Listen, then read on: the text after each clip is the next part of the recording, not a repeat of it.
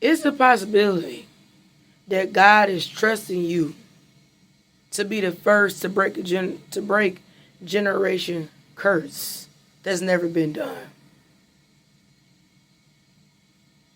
That could explain why you're overwhelmed, you're exhausted, you're tired, you're frustrated. Nobody understands, nobody cares. They just look right past you. But what if God has trusted you to break a generation curse that's always kept going down the line of dysfunction? What if God is choosing you to do better so your children in the next generation won't be following that same toxic, dysfunctional curse? It's a possibility that God wants you to break a curse that you've never seen done. Because if God is choosing you to break a curse, things are going to get real tough and overwhelming.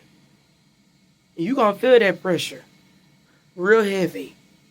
But if God believes that you can break a family generation curse, He's going to pick you to be able to do what generations before you could never do. It's a possibility that God is trusting you to break a curse that's never been done. You don't know how to do it. You never seen people in your family do it. But He doesn't want you to repeat that same dysfunctional curse. It's a possibility. And if God wants you to know, He'll tell you. But God sees if you're able to make that happen.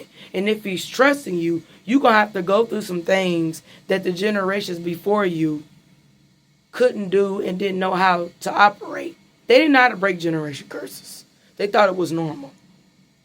You're a different generation. You're a little more self-aware and see that this is a mess.